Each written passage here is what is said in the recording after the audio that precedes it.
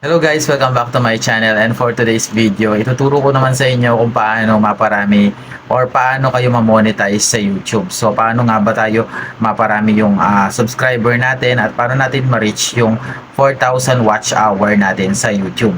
So before kasi nung nag-start ako sa YouTube guys, is nakipag VLS din ako. So ito yung parang review mo yung video ninyo sa isa and then sabay ninyong panonoorin yan. And then sasabihin nyo kung ilang minutes, and then nakikipag subs to subs din ako, subscriber to subscriber. Pero at the end of the time guys, parang napapansin ko na binabawasan talaga ni YouTube yung mga subscriber natin pagdating 4 ng hapon at saka yung views natin. So parang nonsense din kapag ginawa natin yun. Pero kapag dire-diretso nyo siyang ginawa, mapapansin ni YouTube na makikita niya na talagang namo-monetize kayo. Pero make sure kapag nakipag-subs to subs kayo guys, make sure lang na gumagamit kayo ng ibang account para mag-subscribe ng iba. So wag ninyong ipang-subscribe yung main account ninyo gamit para makapag-subscribe din sa iba. Kasi mapapansin ni YouTube yan na nag-subs sa inyo and then mag-subs back ka sa kanya. So parang ang mangyayari, mapapansin ni YouTube na nagpapalitan kayo ng subscriber. So kaya ang gagawin dyan, ang pinaka-technique dyan, ang mas maganda dyan, kung magkikipag-subs to subs kayo, make sure na gumagamit kayo ng ibang account na pang-subscribe nyo, na validated din yung email address, na pang-subscribe nyo siya sa iba.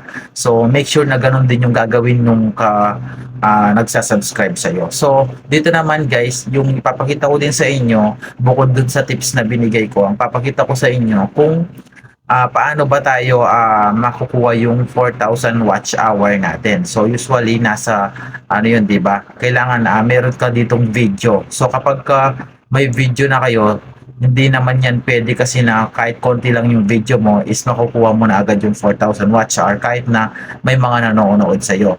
So make sure guys, ang ginawa ko before is gumawa ako ng video ng more than 1 hour yung length time niya. So gumawa ako ng maraming video na nasa 1 hour.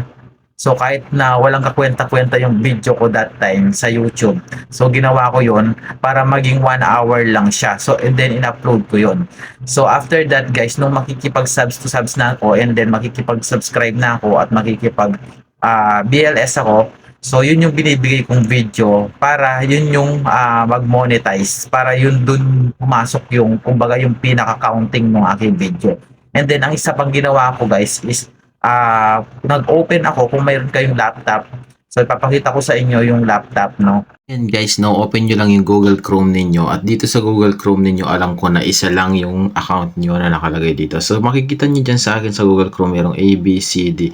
So bilagyan ko yan ng mga pangalan para lang ma-identify ko. So pagkabukas ko dyan, so bubuksan ko yung isa dyan. So ganyan yung magiging itsura niya. So dito guys, sa pinaka taas niya, dito makikita mo yung ibang account. So ayan. So dito, pwede ka pa mag-add guys. So dito kapag ka nag-add ka, so ilalagay mo lang dito yung continue without account. Kailangan natin gawin to kasi para hindi ma-detect ni YouTube. So dito maglalagay ka ng pangalan katulad nga na nilagay ko yung ABCD. Kung nasa yun niya kung ano ilalagay mo, and then pili ka ng icon. So after mo makagawa ng ganito guys, so after nun, so ito na, ganito na yung kalalabasan niya. So i-search mo lang dito sa youtube.com. Pagka sinearch mo dito is youtube.com, siyempre lalabas yung YouTube dyan.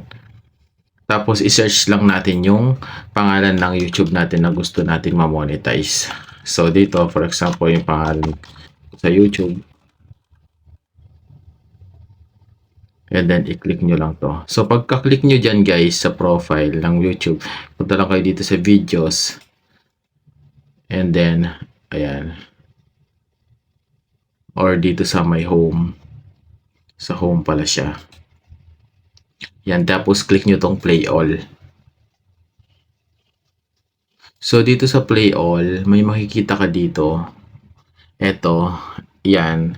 Ibig sabihin yan, magpi-play siya ng paulit-ulit. So kung ano yung mga video mo na nasa playlist ng YouTube, kailangan i-click mo yan. Pagka-click mo yan, ibig sabihin okay na yan kapag nag-block na siya ng ganyan. At kapag play mo tong video na to, lahat ng video mo na nasa YouTube is magpi-play lang siya ng paulit-ulit. So after nyo guys gawin yan, so syempre ipopost muna natin siya. So pupunta ulit kayo ngayon sa isang ginawa ninyong account dito. So for example, punta tayo dito sa ginawa kong isang account sa letter C. So i-search nyo ulit yan guys. Same procedure. I-search nyo ulit yung YouTube. Then same lang dun sa ginawa natin, hanapin natin yung pangalan natin sa YouTube.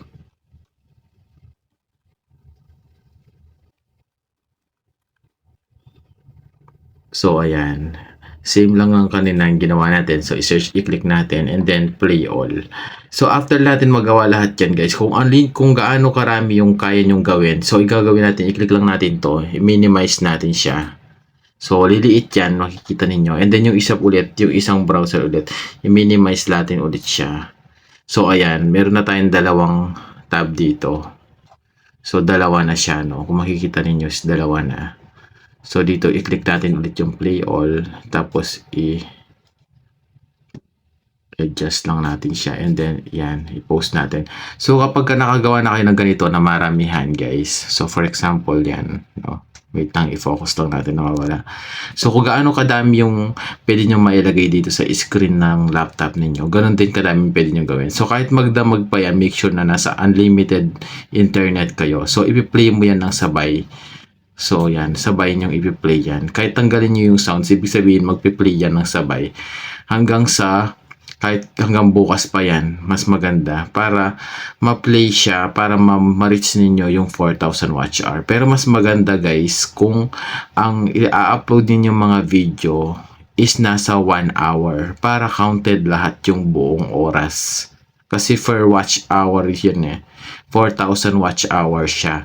So medyo matagal yon kung titignan natin. Kasi yung watch hour is per hour na kasi yung bilang nun. So mas maganda, mas matagal. So kahit 3 days mo yung paulit-ulit na magpe-play, kung mas maraming ganyan, mas maraming tab, so mas maraming chance na ma-monetize yung Facebook ninyo.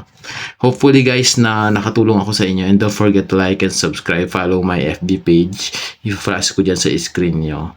And kung gusto nyo ganitong content, subscribe na rin kayo sa YouTube ko. Salamat!